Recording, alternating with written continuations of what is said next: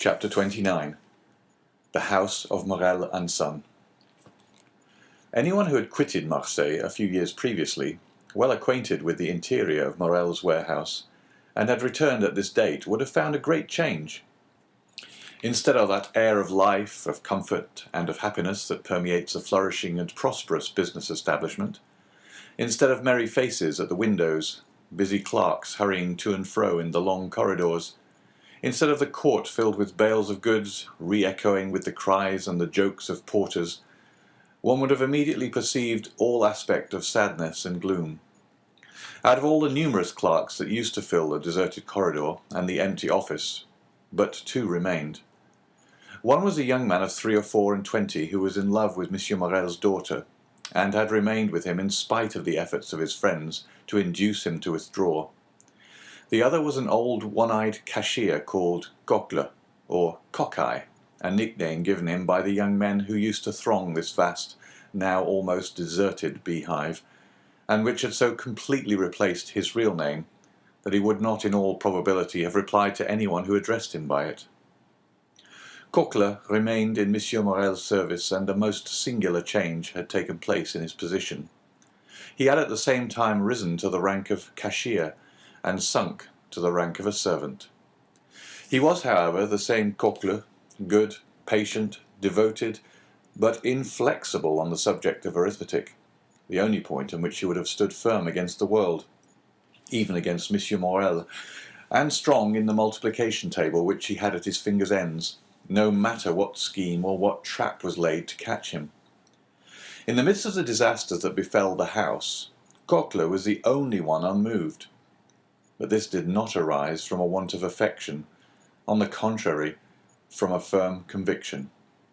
Like the rats that one by one forsake the doomed ship even before the vessel weighs anchor, so all the numerous clerks had by degrees deserted the office and the warehouse. Cocle had seen them go without thinking of inquiring the cause of their departure. Everything was, as we have said, a question of arithmetic to Cocle, and during 20 years he had always seen all payments made with such exactitude that it seemed as impossible to him that the house should stop payment as it would to a miller that the river that had so long turned his mill should cease to flow. Nothing had as yet occurred to shake Coque's belief. The last month's payment had been made with the most scrupulous exactitude. Cocle had detected an overbalance of 14 sous in his cash, and the same evening he had brought them to Monsieur Morel, who, with a melancholy smile, threw them into an almost empty drawer, saying, "Thanks, Cocle. You are the pearl of cashier." Cocle went away perfectly happy, for this eulogium of Monsieur Morel himself, the pearl of the honest men of Marseille, flattered him more than a present of 50 crowns. But since the end of the month, Monsieur Morel had passed many an anxious hour. In order to meet the payments then due, he had collected all his resources, and, fearing lest the report of his distress should get bruited abroad at Marseille when he was known to be reduced to such an extremity, he went to the Beaucaire fair to sell his wife's and daughter's jewels and a portion of his plate. By this means the end of the month was past, but his resources were now exhausted. Credit, owing to the reports afloat, was no longer to be had, and to meet the 100,000 francs due on the 10th of the present month, and the 100,000 francs due on the 15th of the next month to Monsieur de Beauville, Monsieur Morel had in reality no hope but the return of the Pharaon, of whose departure he had learned from a vessel which had weighed anchor at the same time, and which had already arrived in harbour. But this vessel, which like the Pharaon came from Calcutta, had been in for a fortnight, while no intelligence had been received of the Pharaon. Such was the state of affairs, when the day after his interview with Monsieur de Beauville, the confidential clerk of the house of Thomson and French of Rome presented himself at Monsieur Morel's. Emmanuel received him. This young man was alarmed by the appearance of every new face, for every new face might be that of a new creditor, come in anxiety to question the head of the house. The young man, wishing to spare his employer the pain of this interview, questioned the newcomer. But the stranger declared that he had nothing to say to Monsieur Emmanuel, and that his business was with Monsieur Morel in person. Emmanuel sighed and summoned Coquelin. Coquelin appeared, and the young man bade him conduct the stranger to Monsieur Morel's apartment. Coquelin went first, and the stranger followed him. On the staircase they met a beautiful girl of 16 or 17, who looked with anxiety at the stranger. "Monsieur Morel is in his room, is he not, Mademoiselle Julie?" said the cashier. "Yes, I think so, at least," said the young girl hesitatingly. "Go and see, Coquelin, and if my father is there, announce this gentleman." "It will be useless to announce me, mademoiselle," returned the Englishman. "Monsieur Morel does not know my name. This worthy gentleman has only to announce the confidential clerk of the house of Thomson and French of Rome, with whom your father does business." The young girl turned pale, and continued to descend, while the stranger and Coquelin continued to mount the staircase. She entered the office where Emmanuel was, while Coquelin, by the aid of a key he possessed, opened a door in the corner of a landing place on the second staircase, conducted the stranger into an antechamber, opened a second door, which he closed behind him, and after having left the clerk of the house of Thomson and French alone, returned and signed to him that he could enter. The Englishman entered and found Morel seated at a table, turning over the formidable columns of his ledger, which contained the list of his liabilities. At the sight of the stranger, Monsieur Morel closed the ledger, arose and offered a seat to the stranger, and when he had seen him seated, resumed his own chair. 14 years had changed the worthy merchant, who in his 36th year, at the opening of this history, was now in his 50th. His hair turned white, time and sorrow had ploughed deep furrows in his brow, and his look, once so firm and penetrating, was now irresolute and wandering, as if he feared being forced to fix his attention on some particular thought or person. The Englishman looked at him with an air of curiosity, evidently mingled with interest. "Monsieur," said Morel, whose uneasiness was increased by this examination, "you wish to speak to me?" "Yes, monsieur. You are aware from whom I come." "The house of Thomson and French, at least, so my cashier tells me." "He has told you rightly. The house of Thomson and French had 300,000 or 400,000 francs to pay this month in France, and knowing your strict punctuality, have collected all the bills bearing your signature, and charged me as they became due to present them, and to employ the money otherwise." Morel sighed deeply, and passed his hand over his forehead, which was covered with perspiration. "So then, sir," said Morel, "you hold bills of mine?" "Yes, and for a considerable sum." "What is the amount?" asked Morel with a voice he strove to render firm. "Here is," said the Englishman, taking a quantity of papers from his pocket, "an assignment of 200,000 francs to our house by a Monsieur de Beauville, the inspector of prisons, to whom they are due. You acknowledge, of course, that you owe this sum to him." "Yes. He placed the money in my hands at 4.5%, nearly 5 years ago." "When are you to pay?" "Half the 15th of this month, half the 15th of next." "Just so. And now here are 32,500 francs payable shortly. They are all signed by you, and assigned to our house by the holders." "I recognize them," said Morel, whose face was suffused as he thought that for the first time in his life he would be unable to honour his own signature. "Is this all?" "No. I have for the end of the month these bills which have been assigned to us by the house of Pascal, and the house of Wilde and Turner of Marseille, amounting to nearly 55,000 francs in all, 287,500 francs. It is impossible to describe what Morel suffered during this enumeration. 287,500 francs, repeated he. Yes, sir, replied the Englishman. I will not, continued he after a moment's silence, conceal from you that while your probity and exactitude up to this moment are universally acknowledged, Yet the report is current in Marseille that you are not able to meet your liabilities." At this almost brutal speech, Morel turned deathly pale. "Sir," said he, "up to this time, and it is now more than 24 years, since I received the direction of this house from my father, who had himself conducted it for 35 years, never has anything bearing the signature of Morel & Son been dishonored."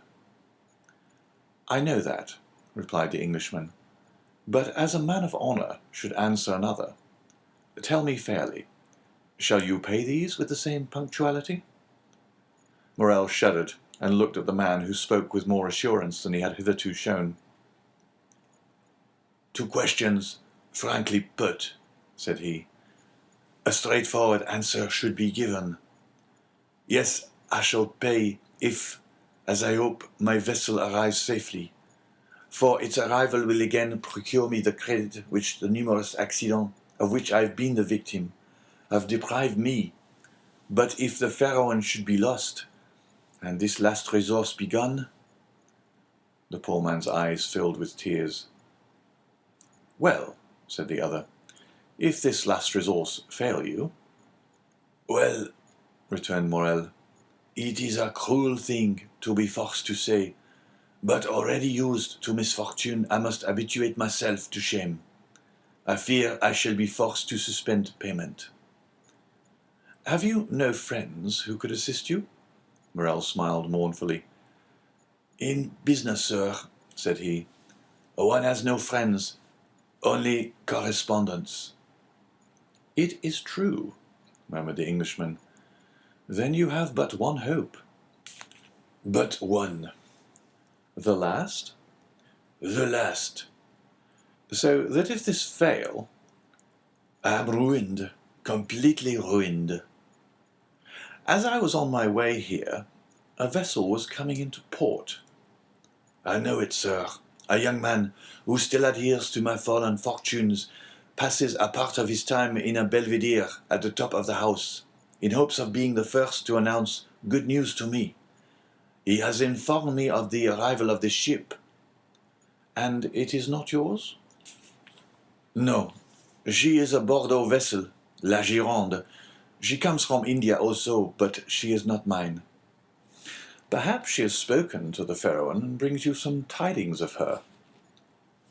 "Shall I tell you plainly one thing, sir? I dread almost as much to receive any tidings of my vessel as to remain in doubt. Uncertainty is still hope." Then in a low voice Morel added, "This delay is not natural. The Pharaon left Calcutta the 5th of February. She ought to have been here a month ago." "What is that?" said the Englishman. "What is the meaning of that noise?" Oh, cried Morel, turning pale. "What is it?" A loud noise was heard on the stairs of people moving hastily and half-stifled sobs. Morel rose and advanced to the door, but his strength failed him, and he sank into a chair. The two men remained opposite one another, Morel trembling in every limb, the stranger gazing at him with an air of profound pity. The noise had ceased, but it seemed that Morel expected something. Something had occasioned the noise, and something must follow. The stranger had fancied he heard footsteps on the stairs, and that the footsteps, which were those of several persons, stopped at the door. A key was inserted in the lock of the first door, and the creaking of hinges was audible. "There are only two persons who have the key to that door," murmured Morel. "Coquelin and Julie." At this instant the second door opened, and the young girl, her eyes bathed with tears, appeared. Morel rose tremblingly, supporting himself by the arm of the chair. He would have spoken, but his voice failed him. "Oh, father," said she, clasping her hands, "forgive your child for being the bearer of evil tidings." Morel again changed colour. Julie threw herself into his arms. "Oh, father, father," murmured she. "Courage." "The Pharaon has gone down, then?" said Morel in a hoarse voice. The young girl did not speak, but she made an affirmative sign with her head, as she lay on her father's breast. "And the crew?" asked Morel. "Saved," said the girl. "Saved by the crew of the vessel that has just entered the harbour." Morel raised his 2 hands to heaven with an expression of resignation and sublime gratitude. "Thanks, my God," said he. "At least thou strikest but me alone." A tear moistened the eye of the phlegmatic Englishman. Come in, said Morel, "for I presume you are all at the door." Scarcely had he uttered these words than Madame Morel entered weeping bitterly. Emmanuel followed her, and in the antechamber were visible the rough faces of 7 or 8 half-naked sailors. At the sight of these men, the Englishman started and advanced a step, then restrained himself and retired into the farthest and most obscure corner of the apartment. Madame Morel sat down by her husband and took one of his hands in hers. Julie still lay with her head on his shoulder. Emmanuel stood in the centre of the chamber and seemed to form the link between Morel's family and the sailors at the door. "How did this happen?" said Morel. "Draw nearer, Penelon," said the young man, "and tell us all about it." An old seaman, bronzed by the tropical sun, advanced, twirling the remains of a tarpaulin between his hands. "Good day, Monsieur Morel," said he, as if he had just quitted Marseille the previous evening and had just returned from Aix or Toulon. "Good day, Penelon," returned Morel, who could not refrain from smiling through his tears. "Where is the captain?" "The captain, Monsieur Morel. He has stayed behind sick at Palma. But, please God, it won't be much, and you will see him in a few days, all alive and hearty." "Well now, tell your story, Penelon." Penelon rolled his quid in his cheek, placed his hand before his mouth, turned his head and sent a long jet of tobacco juice into the antechamber, advanced his foot, balanced himself, and began. "You see, Monsieur Morel," said he, "we were somewhere between Cape Blanc and Cape Boredar, sailing with a fair breeze, south-southwest after a week's calm, when Captain Gaumard comes up to me. I was at the helm, I should tell you, and says, 'Penelon, what do you think of those clouds coming up over there?' I was just then looking at them myself. What do I think, Captain? Why, I think they are rising faster than they have any business to do, and that they would not be so black if they didn't mean mischief." "That's my opinion too," said the captain, "and I'll take precautions accordingly. We are carrying too much canvas. Avast there, all hands! Take in the studding sails and stow the flying jib." It was time. The squall was on us, and the vessel began to heel. "Ah," said the captain, "we have still too much canvas set. All hands lower the mains." 5 minutes after, it was down, and we sailed under mizzen topsails and top-gallant sails. "Well, Penelon," said the captain, "what makes you shake your head?" "Why," I says, "I still think you've got too much on." "I think you're right," answered he. "We shall have a gale." "A gale?" "More than that, we shall have a tempest, or I don't know what's what." You could see the wind coming, like the dust at Montredon. Luckily, the captain understood his business. "Take in 2 reefs in the topsails," cried the captain. "Let go the bowlines, haul the brace.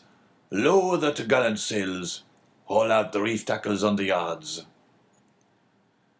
"That was not enough for those latitudes," said the Englishman. "I should have taken 4 reefs in the topsails and furled the spanker." His firm, sonorous, and unexpected voice made everyone start. Penelon put his hand over his eyes and then stared at the man who thus criticized the manoeuvres of his captain.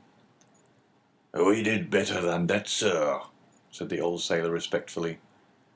We put the helm up to run before the tempest.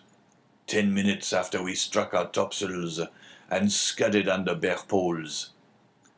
The vessel was very old to risk that, said the Englishman. It was that did the business after pitching heavily for 12 hours. We sprung a leak. Penelon, said the captain, I think we are sinking. Give me the helm and go down into the hold. I gave him the helm and descended. There was already 3 feet of water. All hands to the pumps, I shouted. But it was too late. And it seemed the more we pumped, the more came in. Ah, said I, after 4 hours' work, since we are sinking, let us sink. We can die but once. That's the example you set, Penelon, cries the captain. Very well, wait a minute. He went into his cabin and came back with a brace of pistols. I will blow the brains out of the first man who leaves the pump, said he. Well done, said the Englishman. There's nothing gives you so much courage as good reasons, continued the sailor. And during that time, the wind had abated, and the sea gone down. But the water kept rising. Not much, only 2 inches an hour, but still it rose. 2 inches an hour does not seem much, but in 12 hours, that makes 2 feet. And 3 we had before, that makes 5. Come, said the captain, we have done all in our power, and Monsieur Morel will have nothing to reproach us with. We have tried to save the ship. Let us now save ourselves. To the boats, my lads, as quick as you can. Now, continued Penelon. You see, Monsieur Morel, a sailor is attached to his ship, but still more to his life. So we did not wait to be told twice. The more so that the ship was sinking under us and seemed to say, Get along, save yourselves. We soon launched the boat, and all 8 of us got into it. The captain descended last, or rather, he did not descend, he would not quit the vessel, so I took him round the waist and threw him into the boat, and then I jumped after him. It was time, for just as I jumped, the deck burst with a noise like the broadside of a man of war. 10 minutes after, she pitched forward, then the other way, spun round, and then goodbye to the Pharaon. As for us, we were 3 days without anything to eat or drink, so that we began to think of drawing lots. Who should feed the rest? When we saw La Gironde, we made signals of distress. She perceived us, made for us, and take us all on board. There now, Monsieur Morel, that's the whole truth on the honor of a sailor. Is not it true, you fellows there? A general murmur of approbation showed that the narrator had faithfully detailed their misfortunes and sufferings. Well, well, said Monsieur Morel, I know there was no time in fault but destiny. It was the will of God that this should happen. Blessed be his name. What wages are due to you? Oh, don't let us talk of that, Monsieur Morel. Yes, but we will talk of it. Oh, well then, a 3 months, said Penelon. Cocle, pay 200 francs to each of these good fellows, said Morel. At another time, added he, I should have said, give them besides 200 francs over as a present, but the times are changed, and the little money that remains to me is not my own. Penelon turned to his companions and exchanged a few words with them. As for that, Monsieur Morel, said he, again turning his quid, as for that. As for what? The money. Well? Well, we all say that 50 francs will be enough for us at present, and that we will wait for the rest. Thanks, my friends, thanks, cried Monsieur Morel gratefully. Take it, and if you can find another employer, enter his service. You are free to do so. These last words produced a prodigious effect on the seaman. Penelon nearly swallowed his quid. Fortunately, he recovered. What? Monsieur Morel? Said he in a low voice. You send us away? You were then angry with us? No, no, said Monsieur Morel. I am not angry, quite the contrary. And I do not send you away, but I have no more ships, and therefore I do not want any sailors. No more ships? Returned Penelon. Well then, you'll build some. We'll wait for you. I have no money to build ships with, Penelon, said the poor owner mournfully, so I cannot accept your kind offer. No more money? Then you must not pay us. We can scud, like the fair one, under bare poles. Enough, enough, cried Morel, almost overpowered. Leave me, I pray you. We shall meet again in a happier time. Emmanuel, go with them, and see that my orders are executed. At least we shall see each other again, Monsieur Morel, asked Penelon.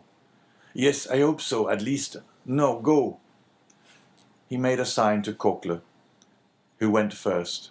The seaman followed him, and Emmanuel brought up the rear. Now, said the owner to his wife and daughter, leave me. I wish to speak with this gentleman. And he glanced towards the clerk of Thomson and French, who had remained motionless in the corner during this scene, in which he had taken no part, except the few words we have mentioned. The two women looked at this person, whose presence they had entirely forgotten, and retired, but as she left the apartment, Julie gave the stranger a supplicating glance, to which he replied by a smile that an indifferent spectator would have been surprised to see on his stern features. The two men were left alone. Well, sir, said Morel, sinking into a chair, you have heard all, and I have nothing further to tell you. I see, returned the Englishman, that a fresh and unmerited misfortune has overwhelmed you, and this only increases my desire to serve you. Oh, sir, cried Morel. Let me see, continued the stranger. I am one of your largest creditors. Your bills at least are the first that will fall due. Do you wish for time to pay? A delay would save my honor, and consequently my life. How long a delay do you wish for? Morel reflected. 2 months, said he. I will give you 3, replied the stranger. But, asked Morel, will the house of Thomson and French consent? Oh, I take everything on myself. Today is the 5th of June. Yes. Well, renew these bills up to the 5th of September, and on the 5th of September at 11 o'clock, the hand of the clock pointed to 11, I shall come to receive the money. I shall expect you, returned Morel, and I will pay you, or I shall be dead. These last words were uttered in so low a tone that the stranger could not hear them. The bills were renewed, the old ones destroyed, and the poor shipowner found himself with 3 months before him to collect his resources. The Englishman received his thanks with the phlegm peculiar to his nation, and Morel, overwhelming him with grateful blessings, conducted him to the staircase. The stranger met Julie on the stairs. She pretended to be descending, but in reality she was waiting for him. "Oh, sir," she said, clasping her hands. "Mademoiselle," said the stranger, "one day you will receive a letter signed Sinbad the Sailor. Do exactly what the letter bids you, however strange it may appear." "Yes, sir," returned Julie. "Do you promise?" "I swear to you I will." "It is well. Adieu, mademoiselle. Continue to be the good, sweet girl you are at present, and I have great hopes that heaven will reward you by giving you Emmanuel for a husband." Julie uttered a faint cry, blushed like a rose, and leaned against the baluster. The stranger waved his hand and continued to descend. In the court he found Penelon, who, with a rouleau of 100 francs in either hand, seemed unable to make up his mind to retain them. "Come with me, my friend," said the Englishman. "I wish to speak to you." End of chapter 29.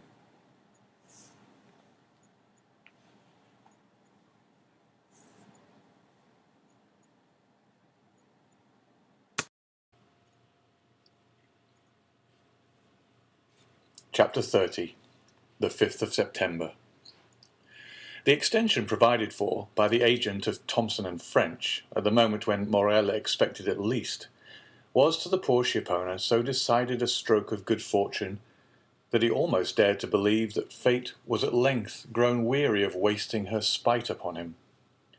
The same day he told his wife Emmanuelle and his daughter all that had occurred, and a ray of hope, if not of tranquillity, returned to the family.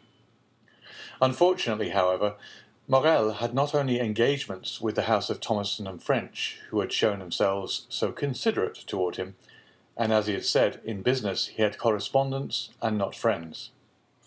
When he thought the matter over, he could by no means account for this generous conduct on the part of Thomson and French towards him, and could only attribute it to some such selfish argument as this: "We had better help a man who owes us nearly 300,000 francs, and have those 300,000 francs at the end of 3 months, than hasten his ruin, and get only 6 or 8% of our money back again."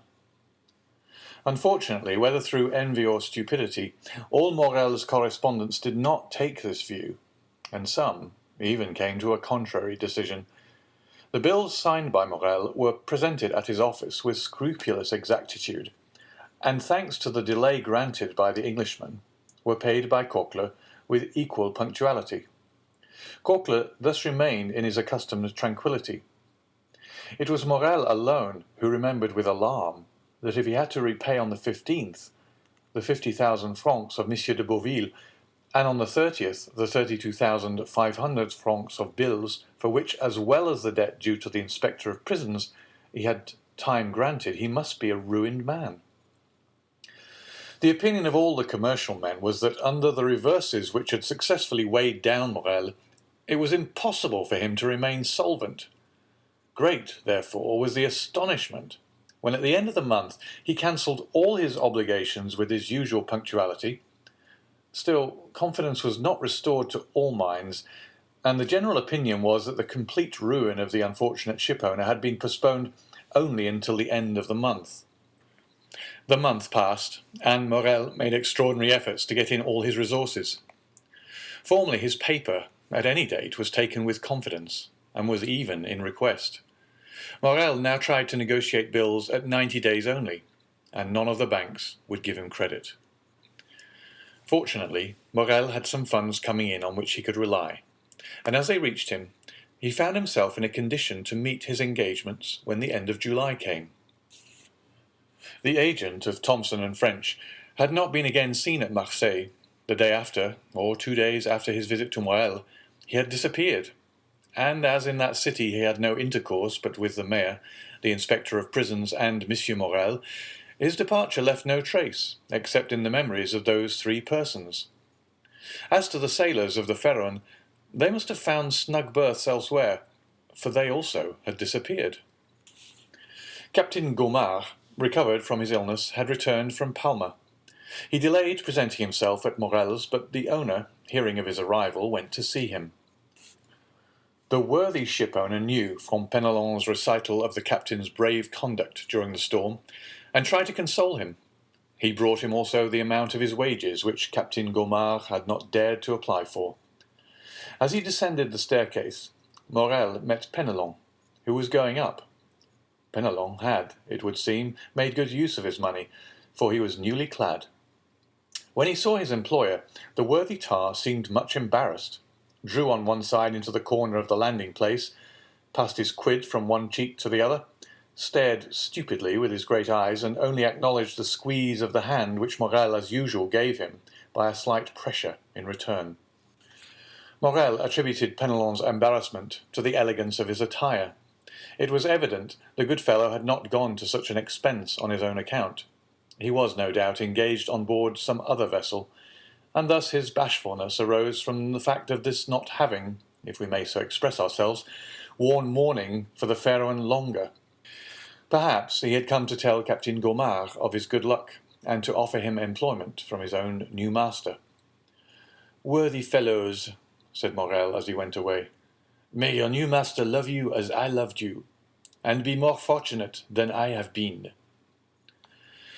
August rolled by in unceasing efforts on the part of Morel to renew his credit or revive the old.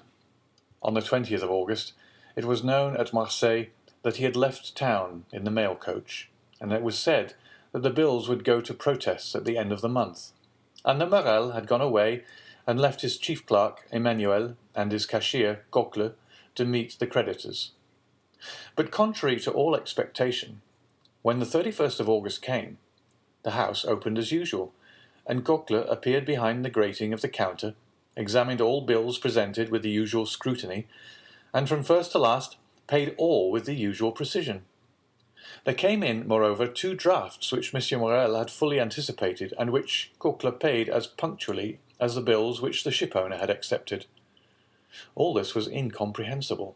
And then, with a tenacity peculiar to prophets of bad news, the failure was put off until the end of September. On the 1st, Morel returned, and he was awaited by his family with extreme anxiety, for from this journey to Paris they hoped great things. Morel had thought of Danglars, who was now immensely rich, and had lain under great obligations to Morel in former days, since to him it was owing that Danglars entered the service of the Spanish banker, with whom he had laid the foundations of his vast wealth. It was said at this moment that Danglars was worth from 6 to 8 millions of francs, and had unlimited credit. Danglars then, without taking a crown from his pocket, could save Morel. He had but to pass his word for a loan, and Morel was saved. Morel had long thought of Danglars, but had kept away from some instinctive motive, and had delayed as long as possible, availing himself of this last resource. And Morel was right, for he returned home crushed by the humiliation of a refusal. Yet on his arrival, Morel did not utter a complaint or say one harsh word. He embraced his weeping wife and daughter, pressed Emmanuel's hand with friendly warmth, and then going to his private room on the 2nd floor, had sent for Coquelin. "Then," said the 2 women to Emmanuel, "we are indeed ruined." It was agreed in a brief council held among them that Julie should write to her brother, who was in garrison at Nîmes, to come to them as speedily as possible. The poor women felt instinctively that they required all their strength to support the blow that impended. Besides, Maximilien Morel, though hardly 22, had great influence over his father. He was a strong-minded, upright young man. At the time when he decided on his profession, his father had no desire to choose for him, but had consulted young Maximilien's taste. He had at once declared for a military life, and had in consequence studied hard, passed brilliantly through the Polytechnic School, and left it as sub-lieutenant of the 53rd on the line. For a year he had held his rank, and expected promotion on the first vacancy. In his regiment, Maximilien Morel was noted for his rigid observance, not only of the obligations imposed on a soldier, but also of the duties of a man, and he thus gained the name of the Stoic. We need hardly say that many of those who gave him this epithet repeated it because they had heard it, and did not even know what it meant. This was the young man whom his mother and sister called to their aid, to sustain them under the serious trial which they felt they would soon have to endure. They had not mistaken the gravity of this event, for the moment after Morel had entered his private office with Coquelin, Julie saw the latter leave it pale, trembling, and his features betraying the utmost consternation. She would have questioned him as he passed by her, but the worthy creature hastened down the staircase with unusual precipitation, and only raised his hands to heaven and exclaimed, "Oh, mademoiselle, mademoiselle, what a dreadful misfortune! Who could ever have believed it?" A moment afterwards, Julie saw him go upstairs carrying 2 of 3 heavy ledgers, a portfolio, and a bag of money. Morel examined the ledgers, opened the portfolio, and counted the money. All his funds amounted to 6,000 or 8,000 francs, his bills receivable up to the 5th to 4,000 or 5,000, which, making the best of everything, gave him 14,000 francs to meet debts amounting to 287,500 francs. He had not even the means for making a possible settlement on account. However, when Morel went down to his dinner, he appeared very calm. This calmness was more alarming to the two women than the deepest dejection would have been. After dinner, Morel usually went out and used to take his coffee at the Phocéen Club and read the Semaphore. This day he did not leave the house, but returned to his office. As to Coquelin, he seemed completely bewildered. For part of the day he went into the courtyard, seated himself on a stone with his head bare and exposed to the blazing sun. Emmanuel tried to comfort the women, but his eloquence faltered. The young man was too well acquainted with the business of the house not to feel that a great catastrophe hung over the Morel family. Night came. The two women had watched, hoping that when he left this room, Morel would come to them. But they heard him pass before their door and tried to conceal the noise of his footsteps. They listened. He went into his sleeping room and fastened the door inside. Madame Morel sent her daughter to bed, and half an hour after Julie had retired, she rose, took off her shoes, and went stealthily along the passage to see through the keyhole what her husband was doing. In the passage she saw a retreating shadow. It was Julie, who, uneasy herself, had anticipated her mother. The young lady went towards Madame Morel. "He is writing," she said. They had understood each other without speaking. Madame Morel looked again through the keyhole. Morel was writing. But Madame Morel remarked, what her daughter had not observed, that her husband was writing on stamped paper. The terrible idea that he was writing his will flashed across her. She shuddered, and yet had not strength to utter a word. Next day Monsieur Morel seemed as calm as ever, went into his office as usual, came to his breakfast punctually, and then, after dinner, he placed his daughter beside him, took her head in his arms, and held her for a long time against his bosom. In the evening, Julie told her mother that although he was apparently so calm, she had noticed that her father's heart beat violently. The next 2 days passed in much the same way. On the evening of the 4th of September, Monsieur Morel asked his daughter for the key of his study. Julie trembled at this request, which seemed to her of bad omen. Why did her father ask for this key, which she always kept, and which was only taken from her in childhood as a punishment? The young girl looked at Morel. "What have I done wrong, father," she said, "that you should take this key from me?" "Nothing, my dear," replied the unhappy man, the tears starting to his eyes at this simple question. "Nothing, only I want it." Julie made a pretence to feel for the key. "I must have left it in my room," she said, and she went out, but instead of going to her apartment, she hastened to consult Emmanuel. "Do not give this key to your father," said he, "and tomorrow morning, if possible, do not quit him for a moment." She questioned Emmanuel, but he knew nothing or would not say what he knew. During the night between the 4th and 5th of September, Madame Morel remained listening for every sound, and until 3 o'clock in the morning she heard her husband pacing the room in great agitation. It was 3 o'clock when he threw himself on the bed. The mother and daughter passed the night together. They had expected Maximilian since the previous evening. At 8 o'clock in the morning, Morel entered their chamber. He was calm, but the agitation of the night was legible on his pale and careworn visage. They did not dare to ask him how he had slept. Morel was kinder to his wife, more affectionate to his daughter than he had ever been.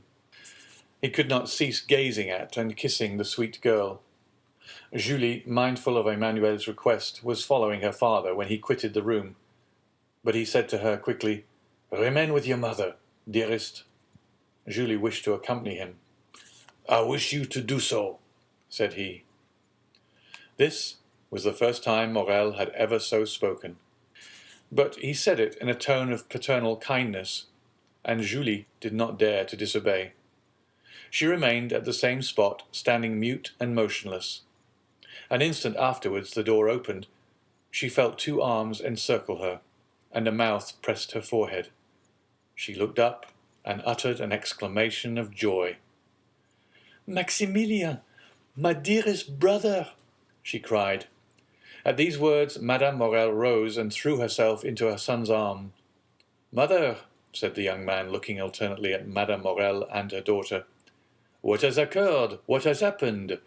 Your letters has frightened me, and I have come hither with all speed."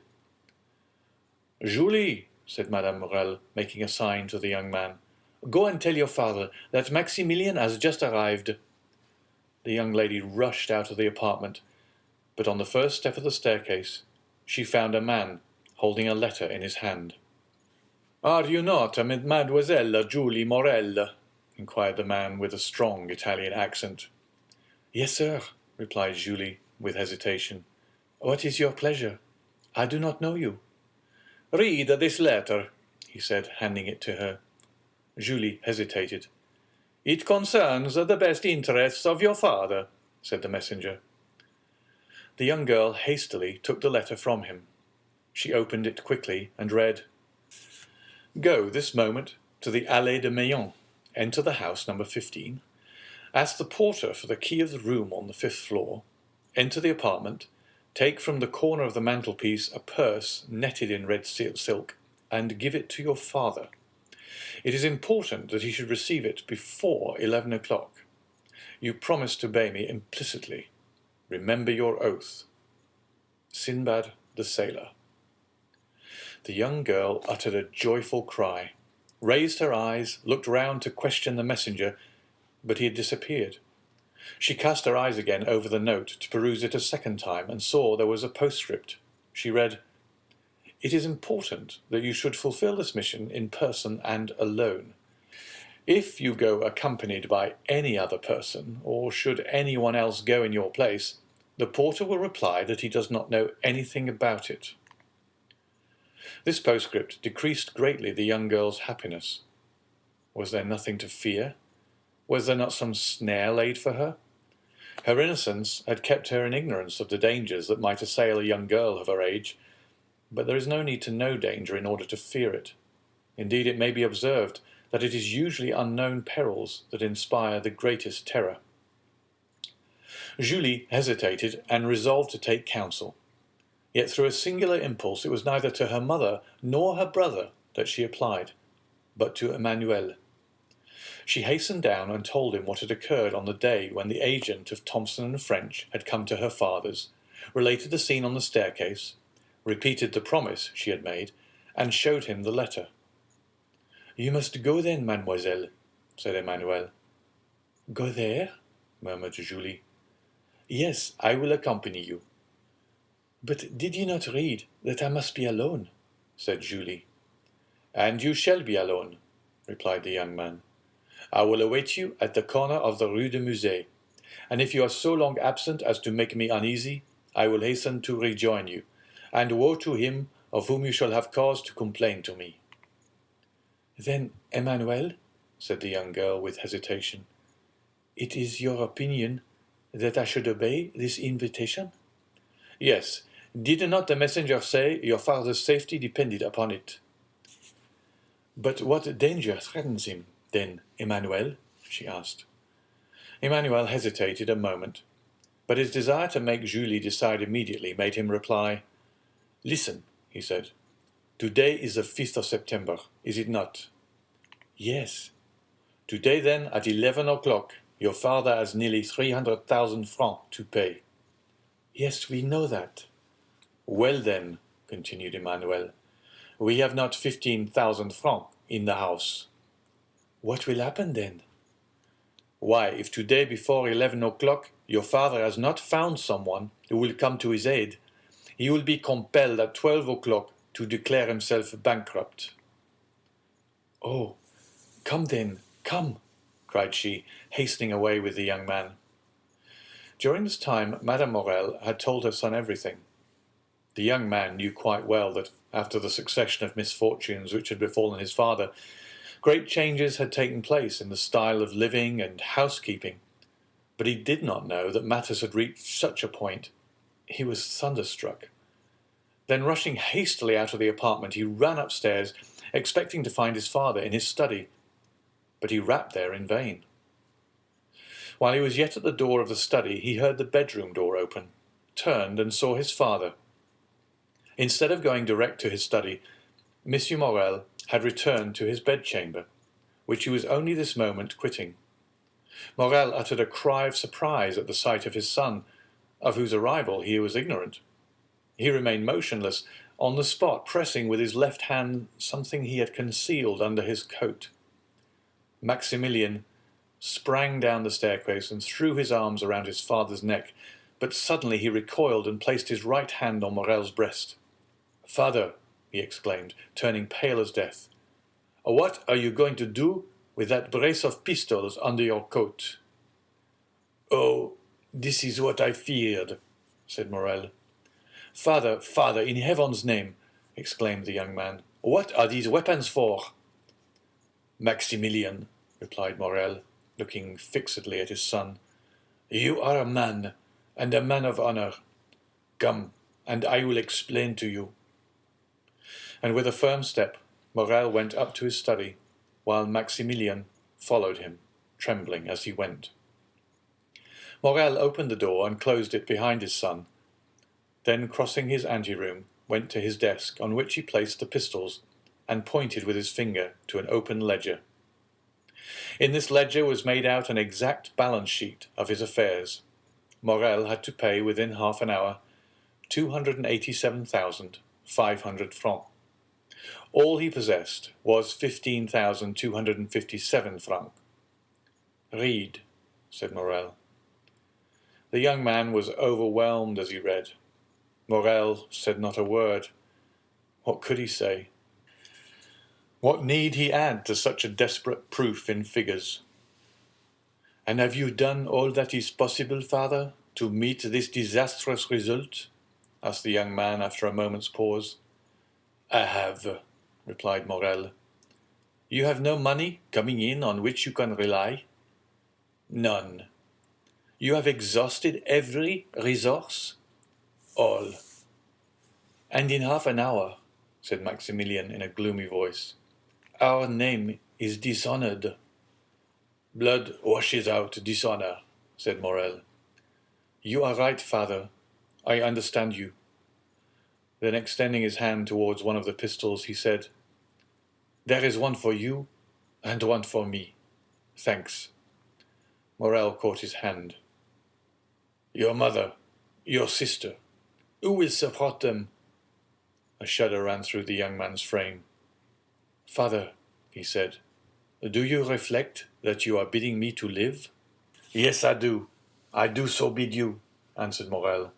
"It is your duty. You have a calm, strong mind, Maximilien." "Maximilien, you are no ordinary man. I make no requests or commands. I only ask you to examine my position, as if it were your own, and then judge for yourself." The young man reflected for a moment. Then an expression of sublime resignation appeared in his eyes, and with a slow and sad gesture he took off his 2 epaulets, the insignia of his rank. "Be it so, then, my father," he said, extending his hand to Morel. "Die in peace, my father. I will live." Morel was about to cast himself on his knees before his son, but Maximilien caught him in his arms, and those 2 noble hearts were pressed against each other for a moment. "You know, it is not my fault," said Morel. Maximilien smiled. "I know, father. You are the most honorable man I have ever known." "Good, my son. And now there is no more to be said. Go and rejoin your mother and sister." "My father," said the young man, bending his knee, "bless me."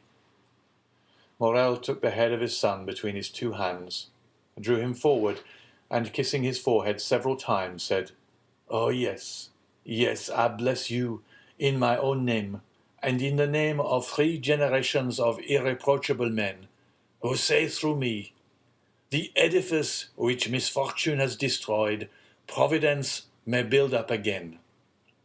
On seeing me die such a death, the most inexorable will have pity on you, To you, perhaps, they will accord the time they have refused to me.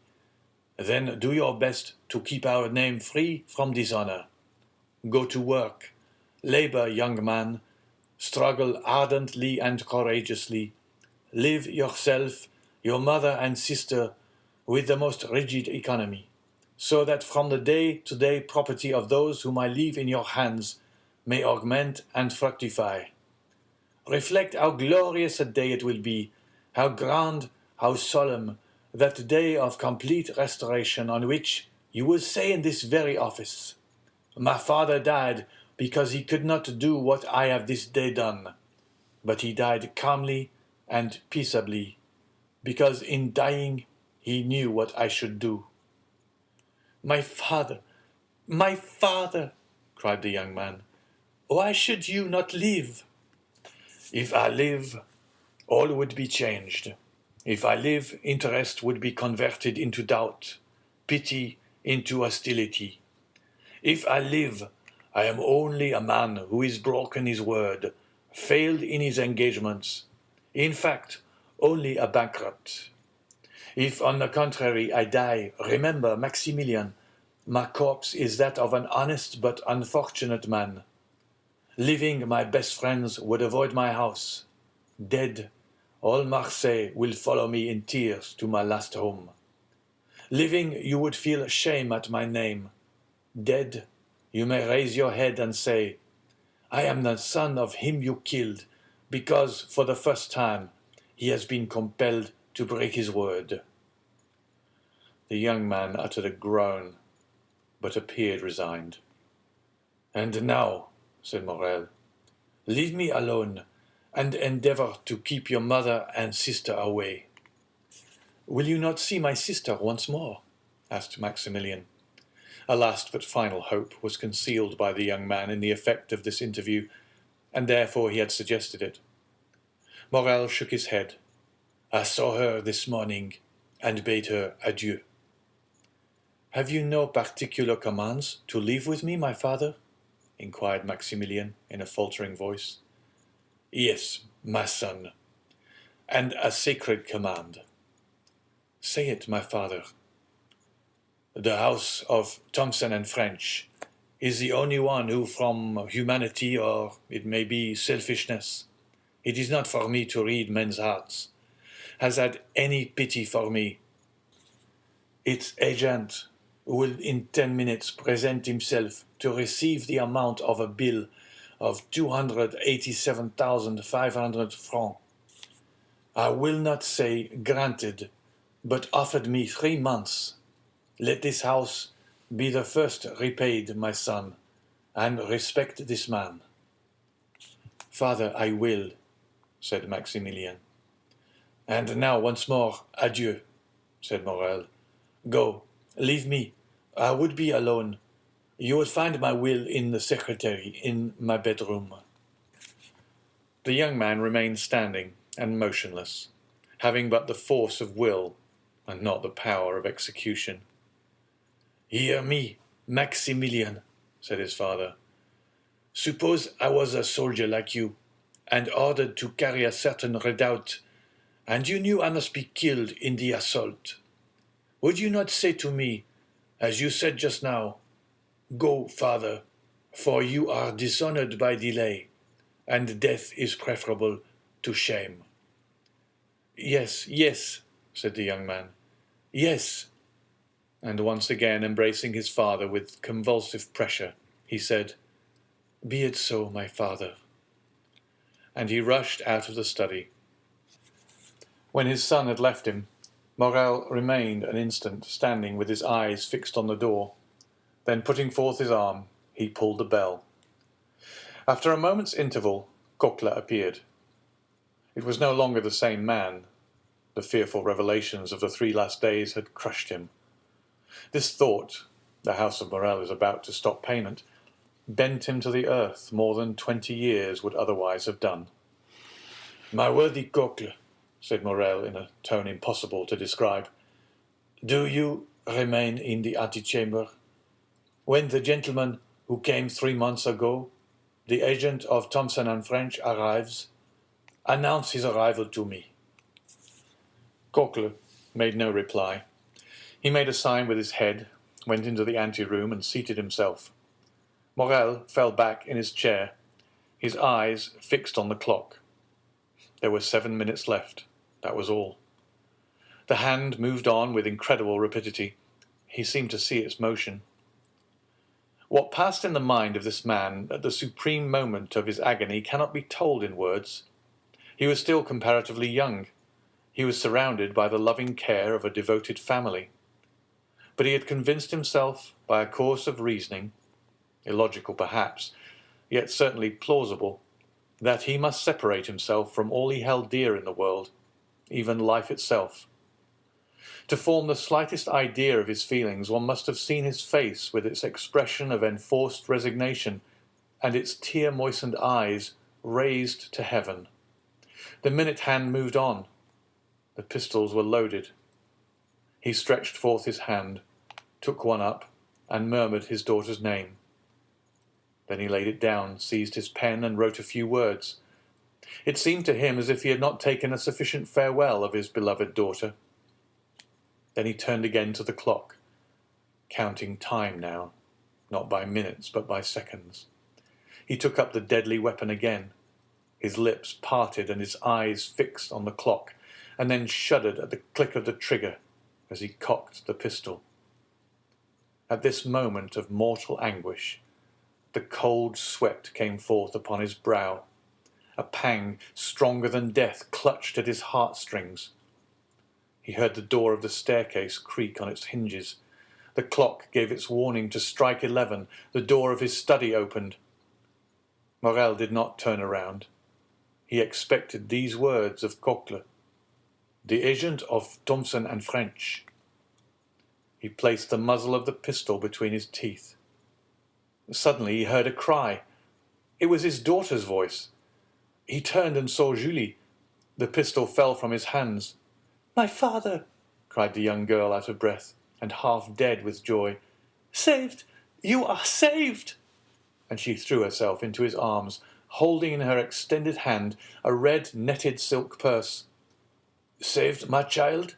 said Morel. "What do you mean?" "You're saved! Saved! See! See!" said the young girl. Morel took the purse and started as he did so, for a vague remembrance reminded him that it once belonged to himself. At one end was the receipted bill for the 287,000 francs, and at the other was a diamond as large as a hazelnut, with these words on a small slip of parchment: "Julie's dowry." Morel passed his hand over his brow. It seemed to him a dream. At this moment the clock struck 11. He felt as if each stroke of the hammer fell upon his heart. "Explain, my child," he said. "Explain, my child," he said. "Explain, where did you find this purse?"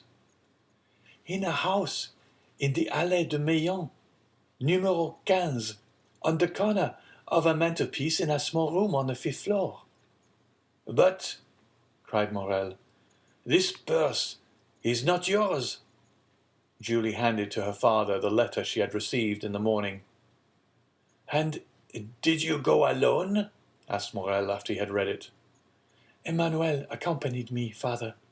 He was to have waited for me at the corner of the Rue de Musée, but, strange to say, he was not there when I returned." "Monsieur Morel!" exclaimed a voice on the stairs. "Monsieur Morel!" "It is his voice," said Julie. At this moment Emmanuel entered, his countenance full of animation and joy. "The Pharaon!" he cried. "The Pharaon!" "What? What? The Pharaon? Are you mad, Emmanuel? You know the vessel is lost." "The Pharaon, sir! They signal the Pharaon! The Pharaon is entering the harbour!" Morel fell back in his chair. His strength was failing him. His understanding, weakened by such events, refused to comprehend such incredible, unheard-of, fabulous facts. But his son came in. "Father," cried Maximilian, "how could you say the Pharaon was lost? The lookout has signalled her. and they say she is now coming into port. My dear friends, said Morel, if this be so, it must be a miracle of heaven. Impossible, impossible. But what was real and not less incredible was the purse he held in his hand, the acceptance receipted, the splendid diamond. Ah, sir, exclaimed Coquelin, what can it mean? The fair one. Come, dear ones, said Morel, rising from his seat. Let us go and see, and heaven have pity upon us if it be false intelligence. They all went out, and on the stairs met Madame Morel, who had been afraid to go up into the study. In a moment they were at the Canebière. There was a crowd on the pier. All the crowd gave way before Morel. "The fair one! The fair one!" said every voice.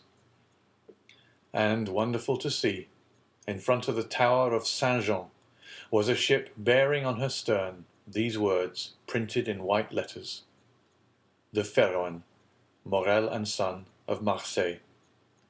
She was the exact duplicate of the other Pharaon, and loaded as that had been with cochineal and indigo. She cast anchor, clewed up sails, and on the deck was Captain Gaumard giving orders, and good old Penelon making signals to Monsieur Morel. To doubt any longer was impossible. There was the evidence of the senses, and 10,000 persons who came to corroborate the testimony. As Morel and his son embraced on the pier head, in the presence and amid the applause of the whole city witnessing this event, a man with his face half covered by a black beard and who, concealed behind the sentry-box, watched the scene with delight, uttered these words in a low tone: "Be happy, noble heart. Be blessed for all the good thou hast done and wilt do hereafter, and let my gratitude remain in obscurity, like your good deeds."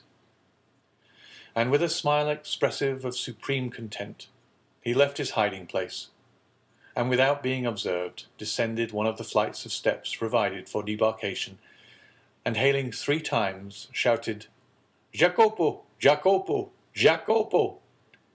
Then a launch came to shore, took him on board, and conveyed him to a yacht splendidly fitted up, on whose deck he sprung with the activity of a sailor.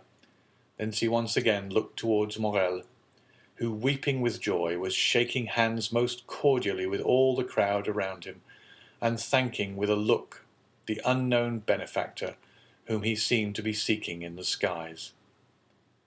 "And now," said the unknown, "farewell kindness, humanity, and gratitude.